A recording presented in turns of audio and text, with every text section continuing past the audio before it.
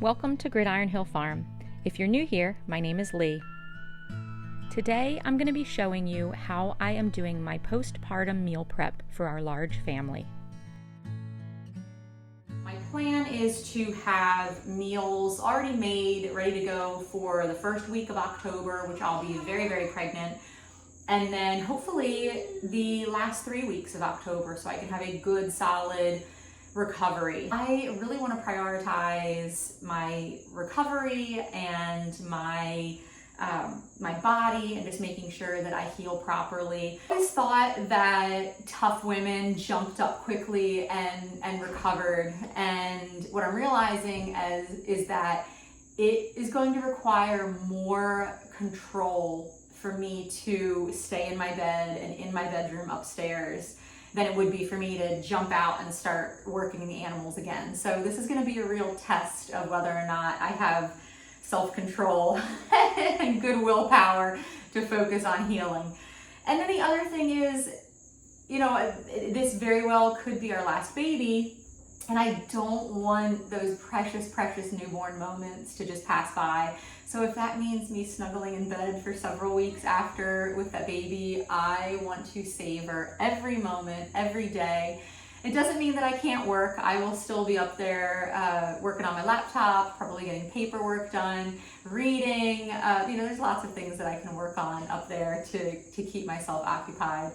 But again, I don't want to be walking up and down the stairs. My midwife has been very clear that she doesn't want steps to happen in my activity level for at least the first 2 weeks. So if I can spend 2 weeks upstairs, that means I will not be in the kitchen. So that means absolutely I need to have 2 weeks of postpartum meals ready to go. And again, I don't want to jump right back into cooking meals as soon as I come downstairs. So if I can slowly start my homemaking tasks, which don't have to include meal prep and cooking meals right after I have the baby, then that would be ideal. So I am starting out with a list of some good meals that I was thinking the family would enjoy, that we either make on a regular basis, especially now that the seasons are changing. Things like chili and Hamburger helper, those are more winter meals, fall and winter meals. I don't really want to be serving that during the summer. So these are some more cooler weather meals. And I'm going to try and prep as many as I can. My plan is to can up as much of this as I can and prep as much as I can and freeze it. I really want to try and stay away from freezing in plastics if I can. But again, the trade-off is I much prefer my family to be eating whole foods that are frozen in plastic bags than ordering pizza and Chinese and whatever else they might order out, which is a whole lot worse than freezing in plastic bags. So I'm going to start applying my master list of meals over onto my calendar, and that way we all have a visual of what we plan on eating these certain days. And I'm going to start plugging away and making as much as I can of these particular meals. So for example, smoothies, I'm obviously not going to be making smoothies. However, I do want to make sure that if I'm having smoothies once or twice a week, and to be perfectly honest, I have been having smoothies every day, and I would prefer to keep that if possible. I want to make sure that I have enough frozen fruit for the entire month so that I do not have to go out and go grocery shopping. And I don't want to ask my mom or any of my family members or friends to do this for me. I can prep ahead of time. So I'm going to go through and get all the frozen fruit and have that ready to go, and have it in a location where my family can find it, because right now my walk-in freezer is so packed full of meats to sell in my store that they wouldn't be able to find it even if I sent them out there. So I'm hoping I can put it all in a box or two, and then that way they know, okay, everything that we need for our family meals are in these boxes in the freezer. So smoothies, I'll get a bunch of frozen fruit together. Yogurt, I'll make sure that I have that made ahead of time, and that'll last plenty length of time. So I'll make up a bunch of that, which then means though that I'm going to have plenty of milk ahead of time. So I'll need to be milking and saving that milk. Blueberry muffins, or any of the muffins, the particular blueberry muffins that I'm talking about.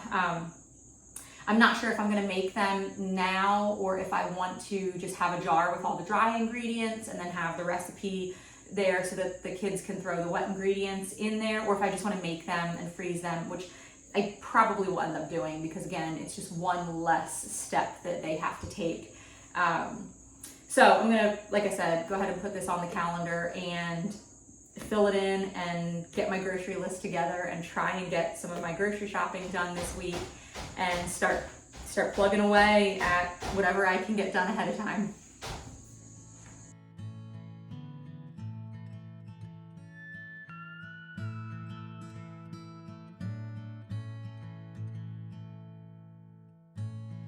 Okay, so what I did was essentially made 2 weeks worth of foods and then I just repeated it.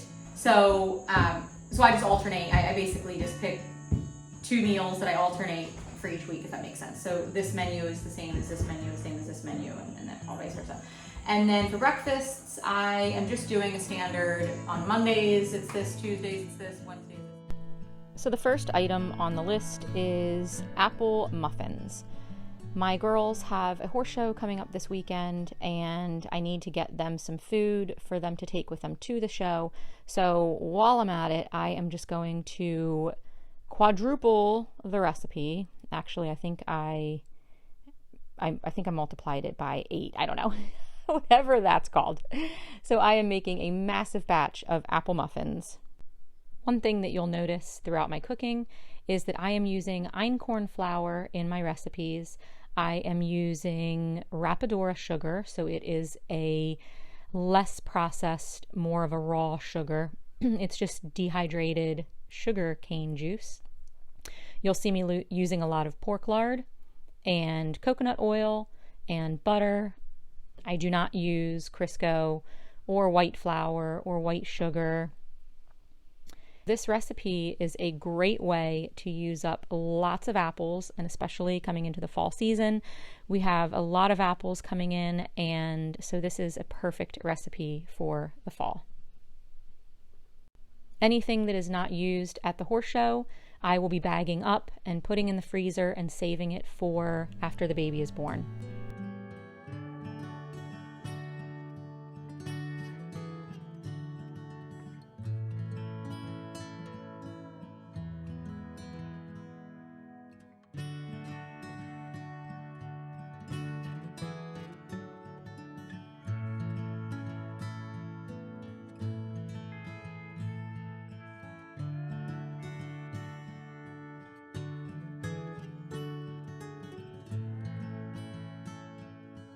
My main focus for today is going to be going through the recipes that I have of meals that I want to have prepped for the family and pulling out any meats. I have ground beef and chicken primarily that we're going to be using for these meals, and so I have a lot to pull out. It will probably be, oh my gosh, maybe 30 pounds of ground beef and probably that much in chicken as well. I mean, I'm feeding a family of 6 children and 2 adults. Plus, I'm sure once I have this baby, my appetite is going to take on probably like 2 teenage boys. I guarantee I'll be eating a ton of food.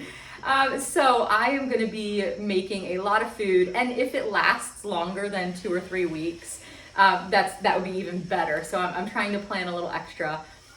So I'm going through the recipes right now, pulling together a list of things. For example, sloppy joe and chili, stuffed peppers. What else do we have? Those are the 3 main beef dishes. They all have beef, they all have onions. So I am going to thaw out a lot of ground beef for those meals and then chop up some onions so I can start getting some of that prep done. I am assuming that the beef will probably not be ready today to start cooking with. I might stick a couple packs in some warm water to thaw them out ahead of time. But for the most part, I'm planning on thawing meats out today and then working on actually putting the meals together tomorrow and Friday. So that is what I'm doing today. So we'll see how much I get done. This walk-in freezer is where I store all of my meats that I sell on my farm store. So there are a ton of boxes packed from floor to ceiling in here that I have to go through in order to be able to pull out the meats that I need. So today I'm pulling out a bunch of beef. I have some chicken recipes later on that I'll be getting the chicken pulled out for, but right now I am unloading a bunch of beef for all of my beef recipes.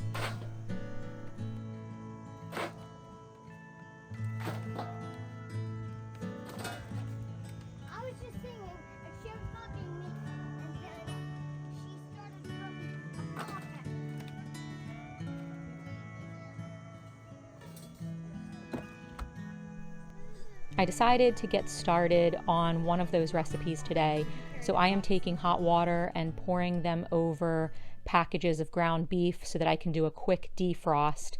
And in the meantime, the other beef will be doing more of a slow defrost over the course of the next few hours to day, however long it takes me to make up the rest of these meals. I'm also pulling out some bell peppers that I had cut up a couple days ago and put in the freezer. I'm going to pull those out and get those thawed out for a stuffed pepper dish. Now that the beef is starting to thaw a good bit, I'm going to put it in my cast iron pan, pot, whatever it is, and start cooking this up. And in the meantime, start dicing up the bell peppers.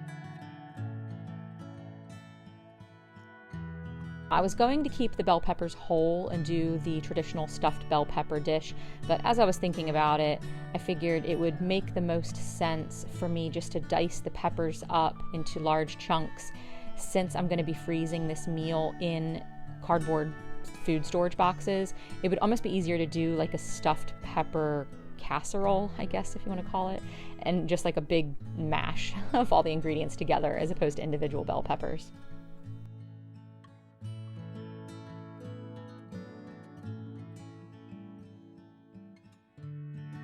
Now that the beef and the onions are cooked, I'm going to start putting all the ingredients together in this bowl and mixing it all up.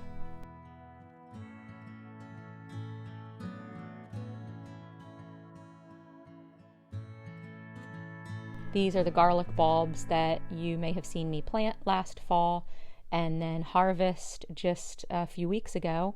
So we are using those in all of our recipes today.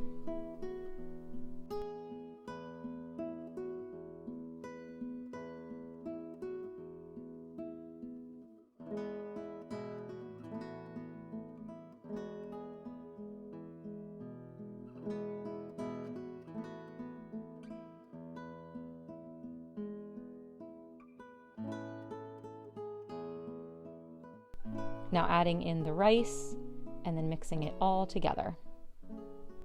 If you know me, you know that I like to grow as much of our food on our farm as we can. This year, because I am pregnant, I am not growing the amount of food in the garden that I like to.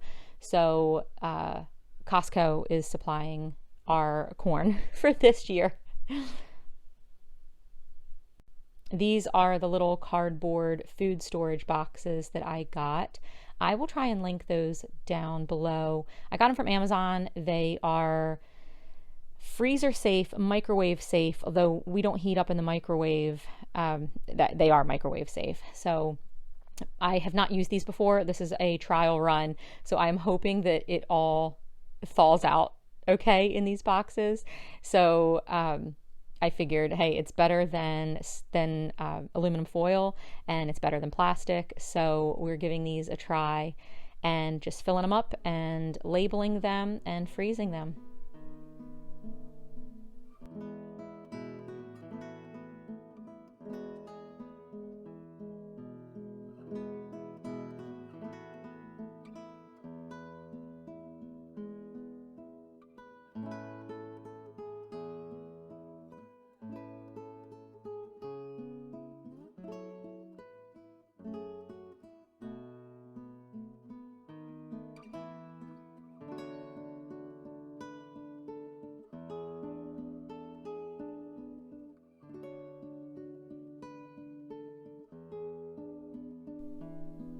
Next on the menu is chili.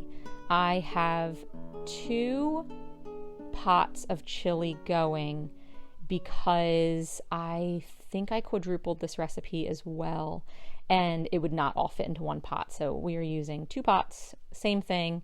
They both are using ground beef and beef cubes. So I have always grown up eating chili with just ground beef, and then was introduced to putting beef cubes in, which seems like a no-brainer. And some of you might think, yeah, of course. Oh my gosh, the beef cubes make such a difference. So chili will always now forever have beef cubes in it in my home.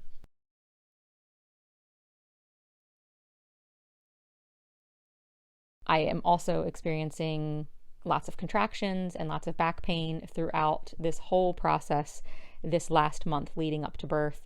So don't mind me, just working through it. It's mostly a lot of Braxton Hicks, but man, they are intense. I don't know if it's just because I have been pregnant so many times and my body is just raring to go, but it is definitely hitting me a little bit harder than it has before. So anyway, so I'm adding a ton of tomato sauce. We bought these cans of tomato sauce, I think a year or 2 ago, and since then have had huge crops of tomatoes and have canned our own tomato sauce. So I figured, let me just use up this old stuff first. Since I'm making such big quantities of food this week, I might as well use all the big canned goods that I have and get those cleaned out of my pantry. So again, I have had so much rib pain throughout this pregnancy. I'm not sure if this baby is just carrying really high, but I don't recall this much pain in my ribs with my other pregnancies.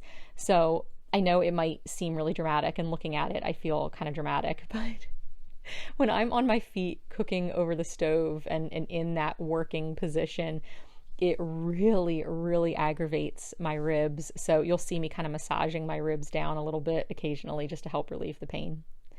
So adding some chili powder and all of the other seasonings and spices to it and getting that cooked down.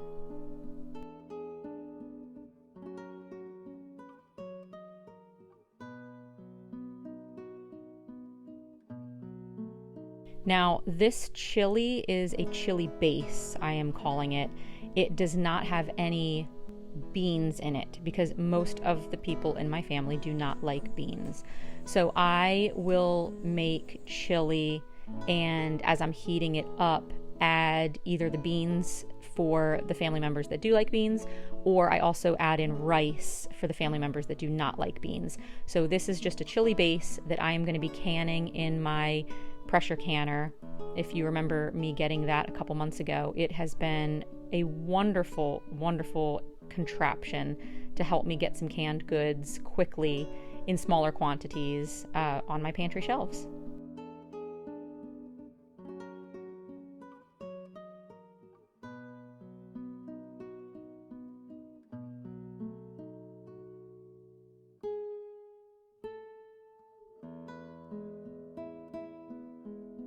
So as you can see, I have 4 quart jars in the pressure canner. That will go on for the next 90 minutes plus. It could take about 30 minutes or so for the temperature to rise. So I will be able to run a batch of 4 jars at a time.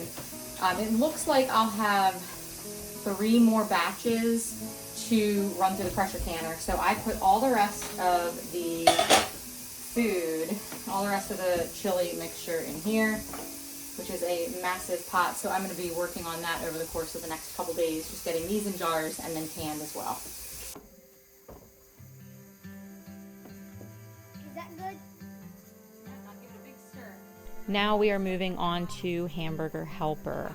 I did a video last winter with this recipe, and it breaks down the entire recipe. So I can link that video down below. And we're getting started out by browning beef and onions. Adding in all the spices and letting that cook down.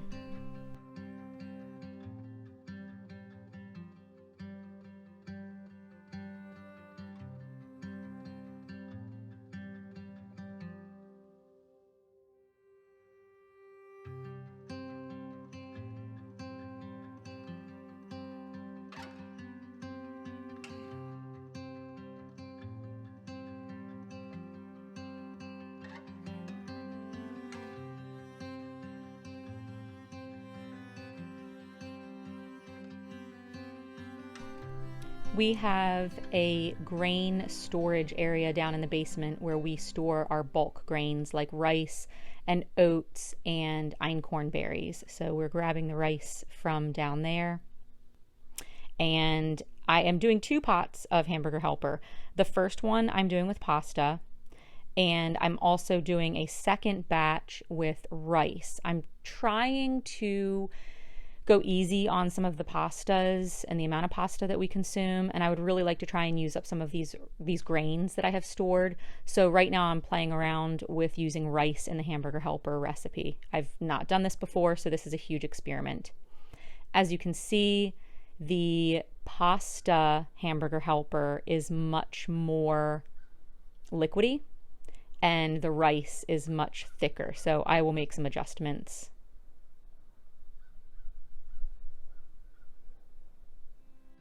Now I'm filling those up into the containers as well.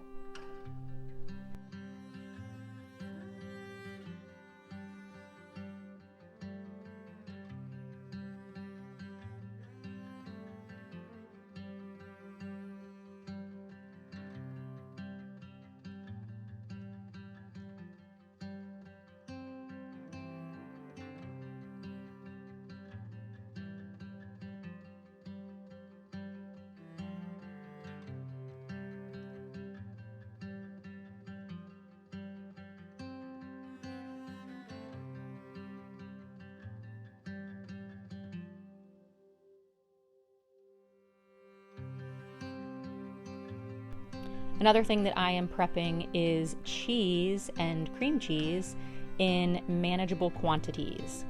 I purchase bulk cream cheeses and cheeses up in Pennsylvania, and I cut them into smaller single-use quantities and vacuum seal them so that way they don't go bad. Otherwise, we have massive blocks of cheese that is being exposed to the air and it molds really quickly.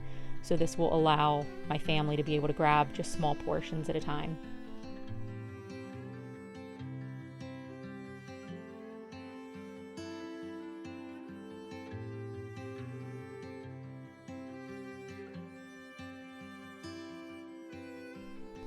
Now we're moving on to the chicken dishes. I put chicken thighs and legs in both of my Instant Pots, and I had them each cooking. We did a ton of chicken, so this is the long, slow, tedious process of pulling the meat off the bones. And again, as I said, me working in this position with my hands in front of me and working over a table is so painful. So I'm bringing in my birthing ball and I'm working through some of that pain and through some of these contractions as I get this done.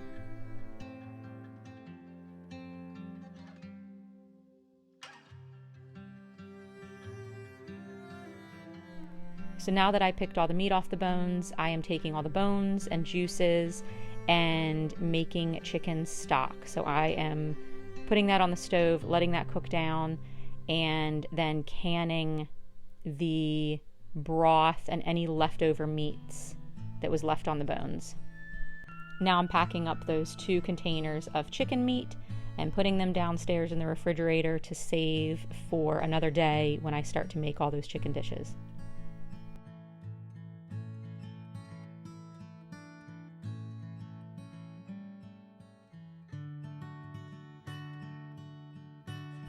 And then I have been running this dishwasher 3 and 4 times a day. So it is a constant cycle of dirty dishes in this house. So first thing I am doing is getting this kitchen cleaned up and ready for the next round of meals and getting it loaded back up and running the cycle again.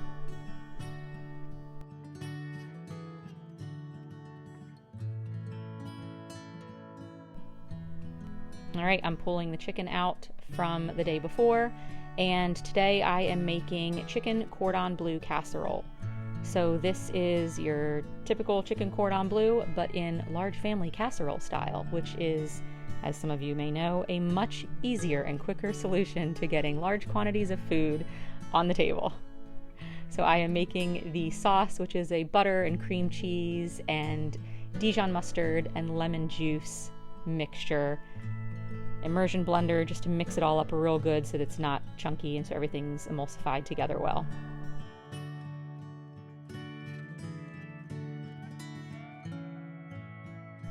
And then I'm taking the ham. This ham is from the pigs that we raised last year. So I'm gonna dice all that up and set that aside, and then just layer the meat, and I'm adding the meat and the sauce together and making a nice slurry. And then once I have that all mixed up, I will be layering that with the ham.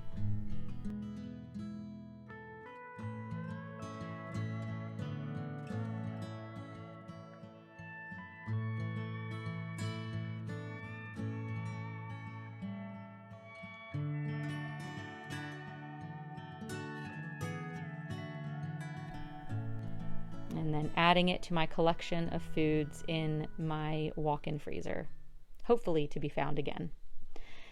These recipes have called for so many onions. I believe I've used about 30 pounds of onions so far.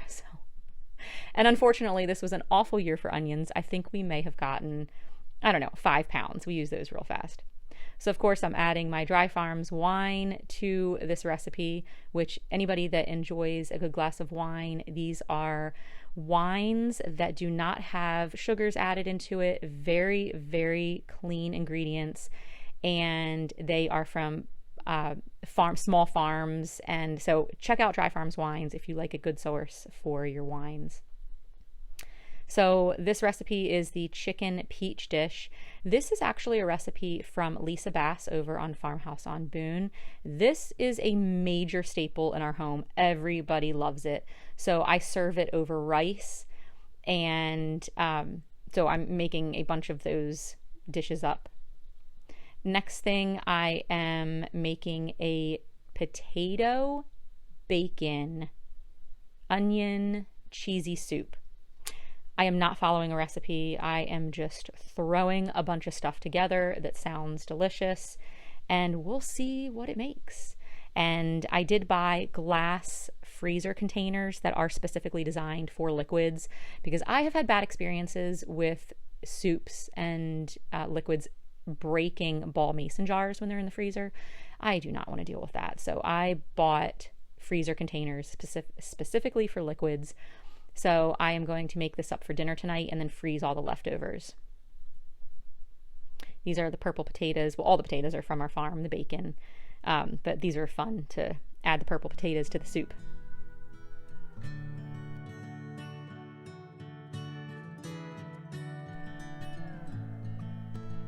Adding in some chicken and some heavy cream.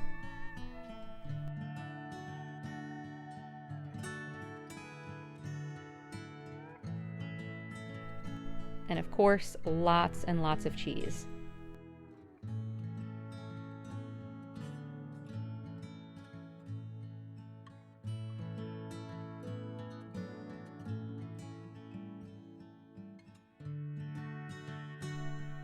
Now, as I'm getting ready to do some of our baked goods, I am going to take some of these containers downstairs and restock them, since I will be going through a ton of these ingredients.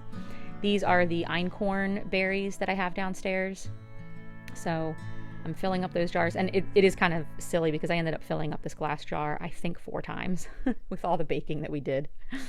And then I'm also filling up my jar of Rapadura, which again is the dehydrated sugarcane juice. So it is sugar in its rawest, most unprocessed form. I am now grinding down those einkorn berries into flour. So it is a hearty whole grain flour. If you're looking for a nice light and fluffy muffin, this flour is not the one to use. So, which is fine, because I specifically want to go with einkorn flour just because of the weak gluten content in it, and it's easier to digest. And also, I have no qualms with feeding my children and eating a nice hearty muffin. And I think we ended up going through, I want to say it was like 16 cups of flour per recipe. So it was an insane amount. So right now we are getting started on banana muffins. And as you may recall, I buy 40 pounds of bananas at a time from our local Amish store, or health food store. So I'm going through a pretty good quantity of bananas for this recipe.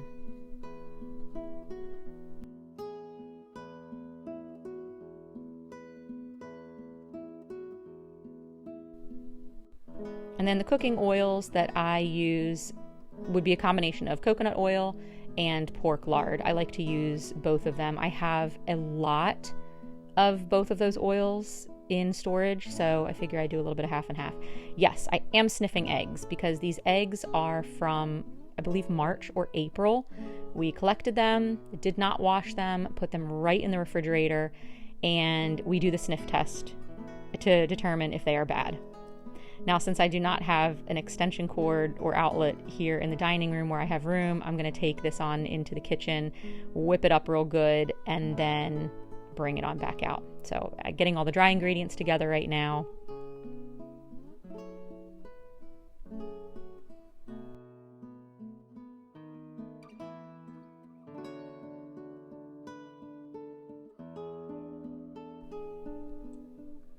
And then bringing those wet ingredients back in and mixing them all together real good.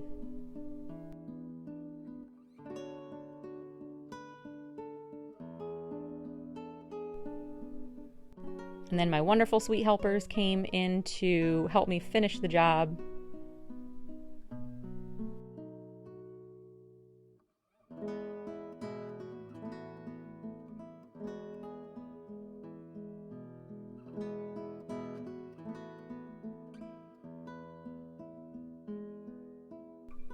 And so now we're moving on to blueberry muffins. This is a recipe that I have been making since I was a very, very young child. It is a blueberry coffee cake / blueberry muffin recipe. When I was, 8 or 9 years old, I entered this into our local county farm fair for 4-H, and I got a blue ribbon. So clearly, someone else thought they were pretty good. So mixing all those ingredients together real good. And then an insane amount of blueberries. And then getting them ready for the oven.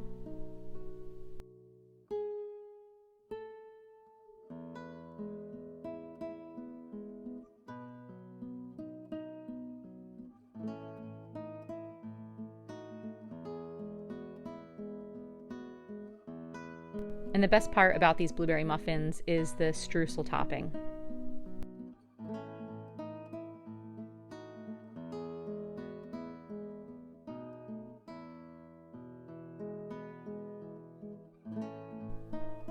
And then here are the freezer storage containers that I was telling you about for this soup. So we had soup last night for dinner, and I'm just taking whatever leftovers we have and putting it in these 2 containers.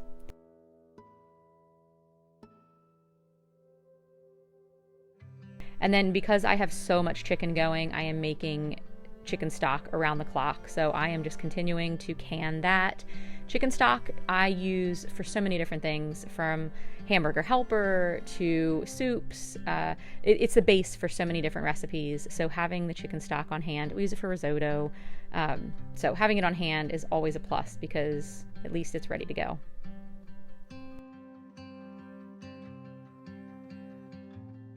Now, the next recipe is chicken enchiladas. I have saved some of the chicken meat from the other day and am making tortilla shells right now. Because I'm only using a small amount of flour for the tortilla shells, I am not bringing out my grain mill. I am just using my Vitamix, which the Vitamix is great for milling small quantities of grains, for certain things, but it does not grind the berries down as fine as the grain mill. So it is almost a little bit more porridgey. So for the tortilla shells, that's fine. That does not bother us to have more of that wholer grain, coarser flour to it.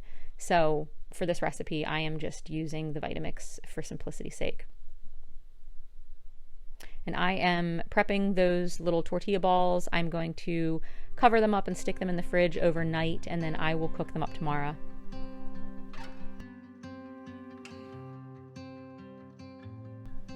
So here we are the next day. I pull them out of the fridge and am getting the tortilla shells going.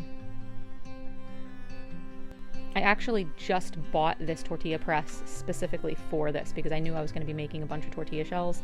Normally I had just taken a rolling pin and rolled them out, but I will say, I think for the $30 that this tortilla press cost me, it was absolutely worth it just because I blew through them so quickly.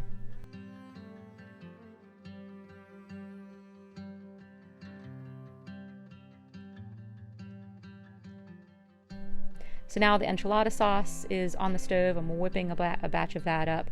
I definitely should have done more. I had enough to mix it in here in this chicken mixture, which is just chicken, corn, rice, cheese, and enchilada sauce.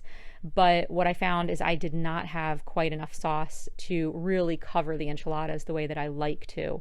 So I will probably end up just leaving the recipe out for my daughters to be able to make some more sauce if they desire to make more, but at least I can get them in the freezer. These, because they are needing to be baked in this dish, you can't really transfer them. I chose not to put them in those cardboard storage containers since you can't bake in those cardboard containers. I kept them in this glass 9x13 pan so that way I can just pull it right out of the freezer and bake it right here. And then I do not like aluminum foil touching my foods, so I did a layer of parchment paper to help with any freezer burnt, and then that parchment paper can stay on the enchiladas as the kids put aluminum foil over top, so it just provides that barrier. Moving along to the next recipe, I am making zucchini bread. We have a few more zucchinis and squash that need to be used up in the garden, so I am making up a batch of the zucchini breads, and then of course doing the final lemon and sugar glaze, which crystallizes on the top and is so delicious. Thank you so much for joining me today. I hope that this was entertaining and fun to watch and inspiring and can give you some ideas for meal prep. Now, any of these recipes can be made in smaller quantities. It does not need to be made large family style, quadrupling the recipes.